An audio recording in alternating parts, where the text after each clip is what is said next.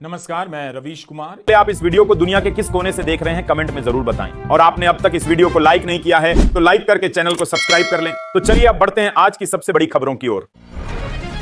Netanyahu का युद्ध ultimatum, Iran पर नहीं थमेगा हमला। ईरानी मिसाइल हमलों के बाद इजरायल के प्रधानमंत्री नेतन्याहू ने ईरान को स्पष्ट अल्टीमेटम दिया है, जब तक युद्ध के सारे लक्ष्य पूरे नहीं होते अभियान जारी रहेगा। हाइफा और तेल अवीव जैसे शहर मिसाइलों से दहल उठे हैं। अमेरिका ने भी B-2 बॉम्बर्स से ईरान के परमाणु ठिकानों पर हमला किया, जिससे जंग और भड़क उठी है। ईरान ने 1450 किलोमीटर मारक क्षमता वाली खैबर शेकन मिसाइलें दागीं, जो आयरन डोम को भी चकमा दे गईं। यूएनएससी में ईरान अमेरिका पर गरमाई बहस। ईरान पर अमेरिका के हमले के बाद यूएनएससी की आपात बैठक बुलाई गई, जिसमें रूस, चीन और पाकिस्तान ने तत्काल और बिना शर्त संघर्ष विराम की मांग की। अमेरिका ने ईरान के 3 परमाणु ठिकानों को निशाना बनाया, जिस पर कई देशों ने तीखी प्रतिक्रिया दी। ईरान ने होर्मुज जलमरूमध्य बंद किया। ईरान की संसद ने अमेरिकी हमलों के जवाब में होर्मुज जलमरूमध्य को बंद करने का निर्णय लिया है।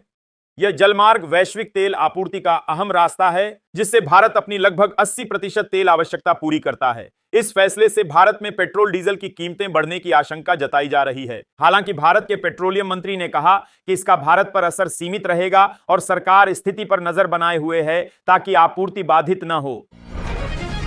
अमेरिका का नाम तक नहीं लिया। ईरान के सुप्रीम लीडर अयतुल्लाह खामेनेई ने इजरायल को सजा देने की बात कही, लेकिन अमेरिकी हमले के बावजूद अमेरिका का जिक्र तक नहीं किया। उन्होंने एक्स पर लिखा कि दुश्मन ने गंभीर गलती की है, उसे सजा दी जाएगी। अमेरिका ने ईरान के 3 परमाणु ठिकानों पर हमला किया, लेकिन खामेनेई की चुप्पी कई सवाल खड़े कर रही है। ट्रंप ने ईरान को मिडिल ईस्ट का गुंडा बताया और चेतावनी दी कि हमले जारी रहेंगे। ईरान के फैसले से भारत संकट में। ईरान द्वारा होर्मुज जलमरूमध्य को बंद करने की चेतावनी से भारत में तेल की कीमतों में भारी उछाल की आशंका है। यह जलमार्ग भारत की 90% कच्चे तेल आपूर्ति के लिए अहम है। अमेरिका ने इसे आर्थिक आत्महत्या बताया, तो भारत ने अपनी ऊर्जा जरूरतों को पूरा करने के वैकल्पिक रास्तों की बात कही है। विशेषज्ञों के मुताबिक तनाव बढ़ने से वैश्विक बाजारों में हलचल बढ़ेगी और भारत की ऊर्जा सुरक्षा पर बड़ा असर पड़ेगा। 285 और भारतीय स्वदेश लौटे। ईरान संकट के बीच भारत सरकार का ऑपरेशन सिंधु लगातार चल रहा है। रविवार को 2 विशेष उड़ानों से कुल 596 भारतीय लौटे, जिनमें रात 11:30 बजे माशहद से आए 285 लोग शामिल हैं। अब तक कुल 1713 नागरिकों की सुरक्षित वापसी हो चुकी है। विदेश राज्य मंत्री पवित्रा मार्गेरिटा ने हवाई अड्डे पर उनका स्वागत किया। लौटे प्रवासियों ने भारत सरकार और प्रधानमंत्री मोदी का आभार जताते हुए राहत और भावुकता के पल साझा किए।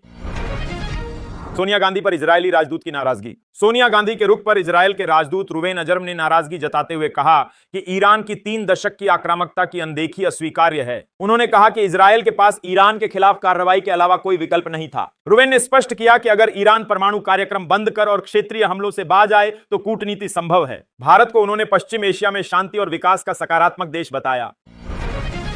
पूर्व जज यशवंत वर्मा पर महाभियोग की तैयारी। दिल्ली हाईकोर्ट के पूर्व जज यशवंत वर्मा के खिलाफ बेहिसाब नकदी बरामदगी के चलते महाभियोग प्रस्ताव पर संसदीय समिति विचार कर रही है। समिति हाईकोर्ट जजों के आचार संहिता और सेवानिवृत्ति के बाद की गतिविधियों पर भी चर्चा करेगी। वर्मा ने आरोपों से इनकार किया है। इलाहाबाद हाईकोर्ट के जस्टिस शेखर यादव के खिलाफ भी महाभियोग नोटिस दिया गया है। राज्यसभा सचिवालय इस पर सांसदों के हस्ताक्षरों की जांच कर रहा है।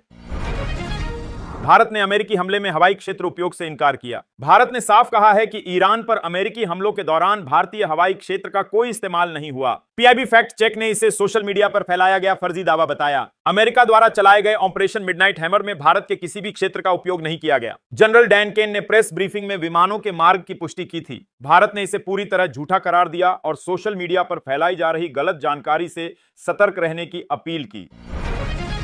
तेजस्वी बोले सही वक्त पर होगा ऐलान। बिहार चुनाव 2025 में महागठबंधन का सीएम चेहरा कौन होगा, इस पर तेजस्वी यादव थोड़े रुके, फिर बोले तय हो चुका है, लेकिन रणनीति के अनुसार सही वक्त पर घोषणा होगी। कांग्रेस की चुप्पी और अंदरूनी खींचतान के बीच विपक्षी एकता का भविष्य अब प्रतीक्षा में है।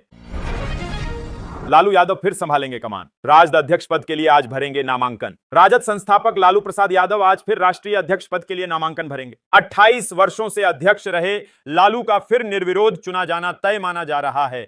विधानसभा चुनाव से पहले पार्टी में किसी नए चेहरे की संभावना खत्म। पूरा फोकस अब चुनावी रणनीति पर होगा।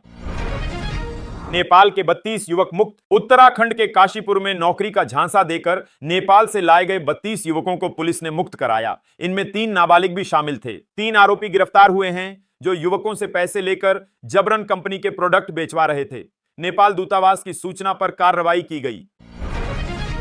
एआई फंडिंग पर ट्रंप को झटका। अमेरिकी संघीय न्यायाधीश इंदिरा तलवानी ने ट्रंप प्रशासन के उस आदेश पर रोक लगा दी जिसमें राष्ट्रीय विज्ञान फाउंडेशन से विश्वविद्यालयों को मिलने वाली रिसर्च फंडिंग में भारी कटौती की गई थी। प्रशासन ने अब प्रत्यक्ष खर्च को ओवरहेड बताकर फंडिंग को सिर्फ 15% तक सीमित कर दिया था, जिससे एआई और साइबर सुरक्षा जैसे क्षेत्रों को नुकसान पहुंचता। जज ने इसे मनमाना और गैर कानूनी बताया, जिससे करोड़ों डॉलर की फंडिंग रुकने से बची।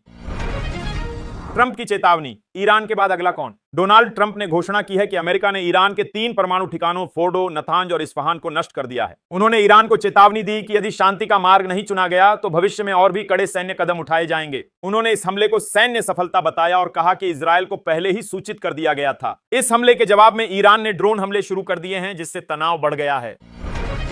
नेतन्याहू का बयान, इतिहास की धुरी। इजरायल के प्रधानमंत्री बेंजामिन नेतन्याहू ने ईरानी ठिकानों पर अमेरिकी हमले को इतिहास का निर्णायक मोड़ बताया है। उन्होंने इसे शक्ति से शांति की मिसाल बताया और कहा कि ट्रंप का यह फैसला मध्य पूर्व में स्थायित्व की दिशा में एक बड़ा कदम है। नेतन्याहू ने कहा कि यह साहसी निर्णय दुनिया को खतरनाक परमाणु हथियारों से बचाने में मदद करेगा और इससे उन देशों को स्पष्ट संदेश जाएगा जो अंतर्राष्ट्रीय सुरक्षा नियमों की अनदेखी कर रहे हैं।